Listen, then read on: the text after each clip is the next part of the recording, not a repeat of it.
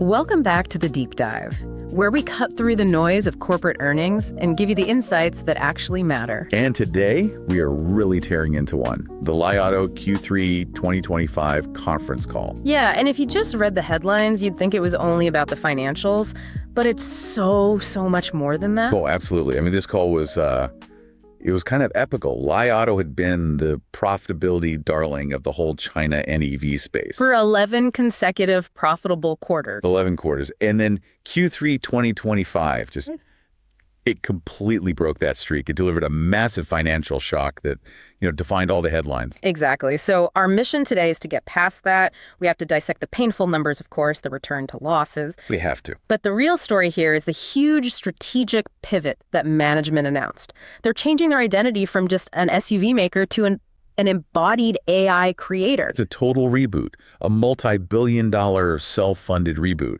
And the only reason the market isn't in a total panic is that they have the cash to do it. Right. But let's start with those financials, because you're right. The results were, they were brutal. Especially that return to loss. Okay, let's unpack it.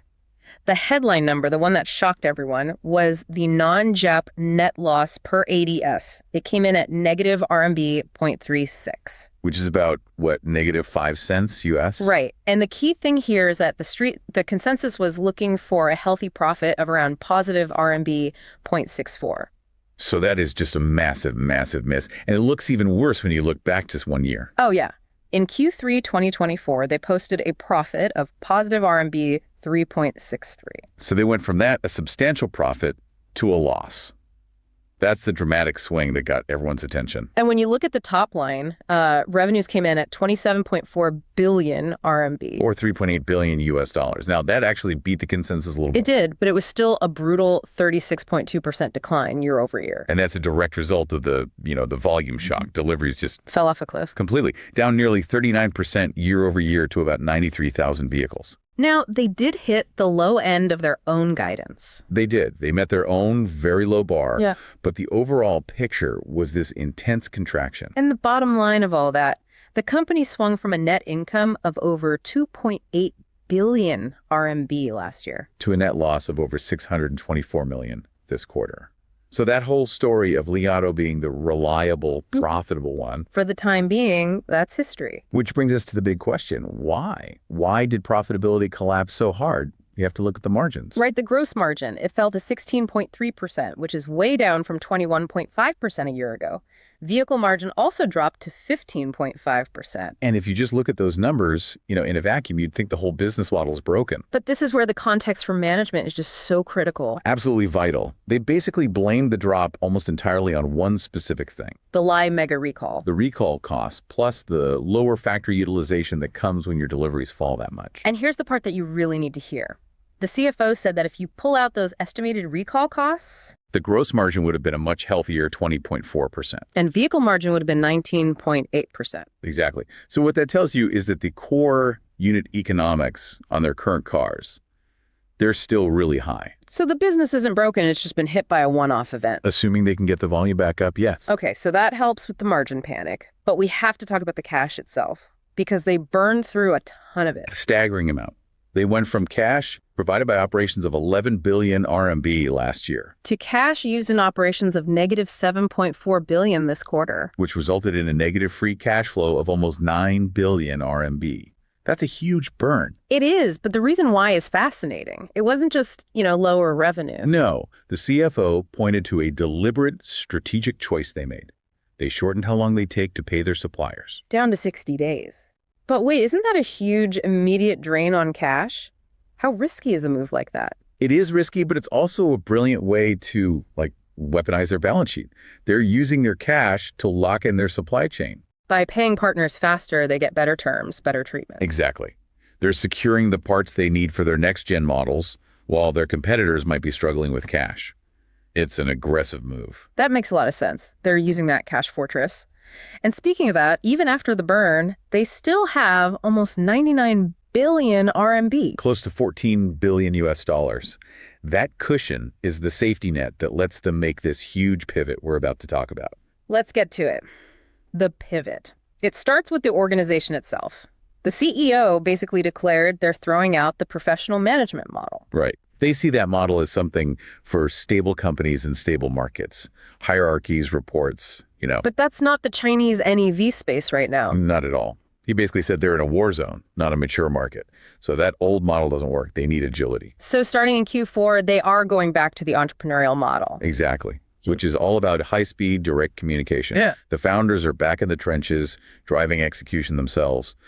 And the new rules are more direct conversations, fewer formal reports, A focus on user value over just hitting a delivery number. and this relentless drive for efficiency. The CEO said they have to do last year's work for $8 instead of $10. And that's all to free up cash for the big technological bet, the thing that redefines their whole identity. He laid out 3 paths for the future. Right. And he explained why they chose the hardest one. The first 2 they rejected. First was the pure battery electric vehicle path. Which they see as just an endless arms race on specs and price, diminishing return. And the second rejected path was smart devices. Yeah, which is basically just slapping smartphone apps onto the car's screen. Yeah. They said neither of those really creates a huge leap in value. So they chose the third path, No, embodied AI. this is the big one. This is where the vision gets really wild. They're talking about cars not as cars, but as car-shaped robots, like KITT from Knight Rider. Or the characters from the movie Cars, yeah. It's a huge psychological leap. The goal is to make the car proactive. So it's not just a machine waiting for you to tell it what to do. It becomes like a personal assistant or a parent that automatically provides services for you. But to build a car robot, you have to build the entire brain yourself, don't you? You absolutely do. The CEO was clear. No third-party supplier can give them what they need, which is why they're spending 3 billion RMB a quarter on R&D. Even with revenues falling. It's non-negotiable for them. Okay, so let's follow that money. Where is that $3 billion going? What are the specific tech bottlenecks they're trying to solve? They called out 3 big ones. First is perception. How the car sees the world. Right. They're moving from the current 2D vision systems to a 3D vision transformer. And what does that jump in technology actually get them? The goal is, it's staggering. They want to increase the effective perception range from just over 100 meters to 2 or 3 times that. 200 or 300 meters. And management believes this single leap in perception will solve over half of the common problems in autonomous driving today. Wait a minute. Solving half the industry's problems with one perception jump. That's a massive claim. It's a huge bet. They're saying the bottleneck is perception, and they think they've found the key. Which would require a ton of processing power. Which leads to the second bottleneck, computing. They're building their own M100 AI chips. So they're designing their own silicon. In-house. And they're targeting a 3 times better performance to cost ratio than the high-end chips you can buy off the shelf today. So it's not just about raw power, it's about efficiency for this specific task. Precisely. It's for the physical world. A mistake in a language model is a typo. A mistake in a car is an accident. Right. And the third bottleneck was the hardware itself, the reaction time. Exactly. The embodied hardware, they put it in milliseconds. A human driver's reaction time is about 450 milliseconds. And current systems Are slower. About 550 milliseconds from sensor to brake. That 100 millisecond delay is what makes the car feel hesitant, like an elderly driver. So what are they aiming for? They're aiming to get that down to a blazing fast 350 milliseconds. Wow. And what does that 200 millisecond improvement actually mean for safety? Management claims, and again, huge number, that this alone can cut the accident rate by over 50%. 50%. This is the kind of massive performance leap they think they need to make embodied AI a reality. And that M100 chip in 2026 is the key. Okay. The long-term vision is, it's incredibly ambitious, but we have to come back to reality.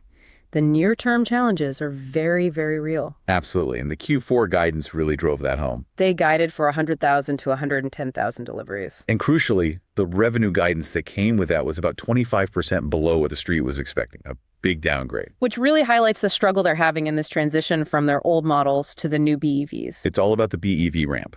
They specifically called out the new Li i6 model as facing supply chain constraints. So what are they doing about that? They're bringing on a second battery supplier for the i6. The goal is to get production capacity up to 20,000 units a month by early next year. So they're actively working it. They had to apologize to customers waiting for cars. So yeah, the pressure is on. And on top of all that, there's the big macro headwind, the subsidy cliff. The big one facing all Chinese EVs.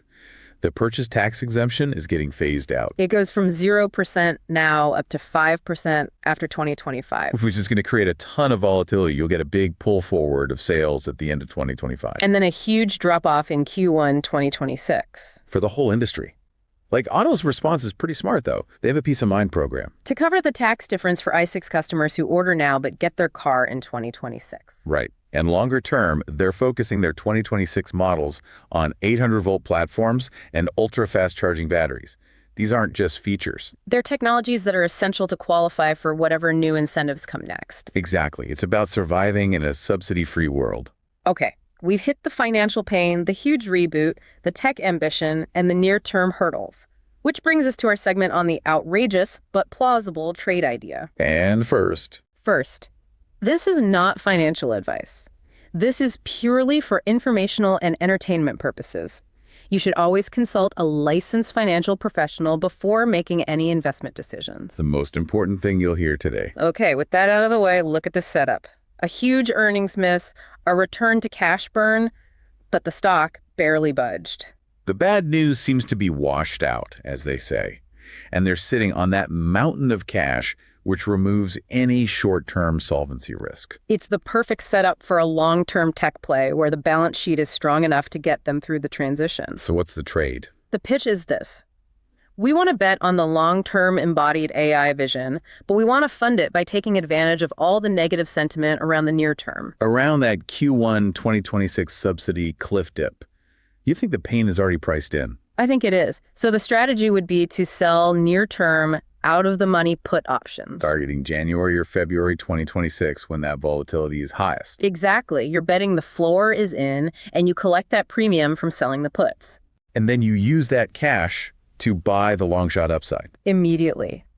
You use that premium to buy long-dated, out-of-the-money call options targeting, say, January 2027. Which is timed to be after the M100 chip and the new platform have had a full year to prove themselves. You're trying to capture the market re-rating once they demonstrate that 5 to 10x performance increase they're promising. So you're financing the high upside call with the premium from selling the short-term put, wagering that the 99 billion RMB cash fortress holds the line. It's a classic bet on a technological reboot, funded by short-term fear. A very aggressive strategy, of course. Which really brings us to the summary of this whole thing. The key tension is just so clear. Like Auto is torching its short-term stability on purpose. Intentionally returning to losses and cash burn to fundamentally reposition the entire company. They're not just an SUV maker anymore. They're trying to become an AI and robotics company. This quarter was their declaration of independence from the old model. And that comes with some wild expectations. Management said hundreds of billions of revenue is just the starting point for car robots. Which leaves us with the final provocative thought for you to chew on. If Li Auto actually pulls this off, Yeah. if this pivot to embodied AI works, and their M100 chip delivers on those promises. Does the market eventually start treating this company like a software and tech innovator, giving it a premium tech-style valuation? Or does it stay forever capped by the low multiples of a traditional car company? That decision is the real question for the next decade. A massive strategic gamble to watch. Thank you for joining us on this deep dive into Li Auto's high-stakes reboot